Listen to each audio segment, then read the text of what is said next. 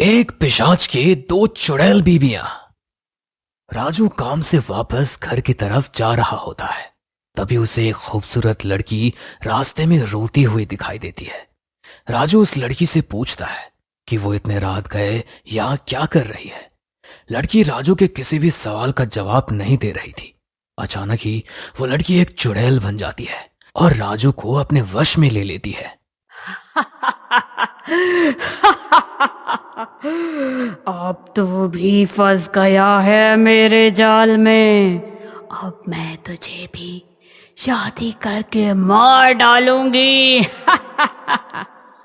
चुड़ैल राजू से शादी करके राजू के घर आ जाती है। घर पर राजू की पत्नी रीमा राजू को किसी और औरत के साथ देखकर गुस्से से पागल हो जाती है। ये तुमने क्या किया? मेरे होते हुए एक और शादी कर ली। तुम्हारी हिम्मत कैसे हुई? पर राजू अपने होश में नहीं था। रीमा की किसी भी बात का राजू पर कोई असर नहीं पड़ रहा था। अब चुप करो तुम, और मैं थक गया हूं। जाकर मेरे और सिमरन के लिए खाना निकालो। रीमा गुस्से में आकर खाने में जहर मिलाकर दोनों को खिला देती है, जिससे राजू तो मर जाता है पर सिमरन नहीं। ये देखकर सिमरन अपने असली रूप में आ जाती है।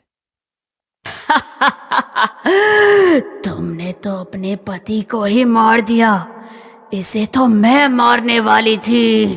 चलो कोई बात नहीं, पर मैं तुम्हें तो मार ही सकती हूँ। सिमरन रीमा को भी मार देती है, जिससे राजू पिशाच और रीमा चुड़ैल बन जाती है। रीमा, ये तुमने क्या किया? तुमने मुझे ही मार दिया। मैं तो चुड़ैल के वश में था। इस सिमरन ने मुझे मार डाला। मैं इसे नहीं छोड़ूंगी। मैं परेशान हो चुकी हूँ। तुम दोनों ही मर क्यों नहीं गए? तीनों एक दूसरे से हमेशा झगड़ते रहते थे।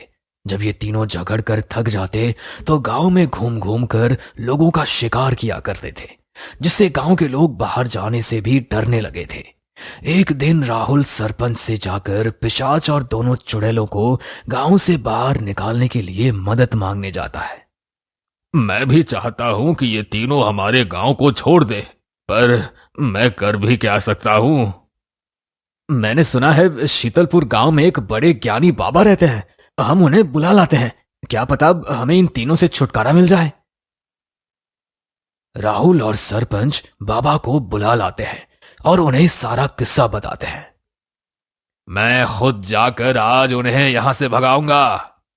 रात हो जाती है और बाबा राजू के घर जाते हैं। बाबा को घर के बाहर देखकर चुड़ैलें बाहर आ जाती है।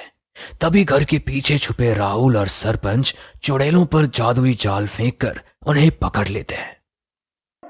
हाय मोरे मैया, ये क्या है? देख नहीं रहा हम फंस गए हैं। तो अकेले क्यों फंसे? उसे भी बुलाओ। चुड़ैलों की आवाज सुनकर पिशाच भी बाहर आ जाता है और दोनों चुड़ैलों को इस तरह बंधे देख दंग रह जाता है। तभी बाबा पिशाच पर चमत्कारी भभूत फेंक देते हैं और उसे बोतल में बंद कर देते हैं। क्या बात है बाबा जी, आपने तो तीनों को ठिकाने लगा दिया। बाबा राहुल को पवित्र जल देते हुए कहते हैं, इन चुड़ैलों के ऊपर ये पवित्र जल डाल दो, इससे वो दोनों जलकर मर जाएगी। डाल दो बस। मुझे इस बात की खुशी है कि उसकी तरह मैं बोतल में नहीं रहूंगी ना। राहुल वो जल दोनों पर डाल देता है और वो चुड़ैलें जलकर मर जाती है। आपने हम पर उपकार किया है बाबा, आपका बहुत बहुत शुक्रिया।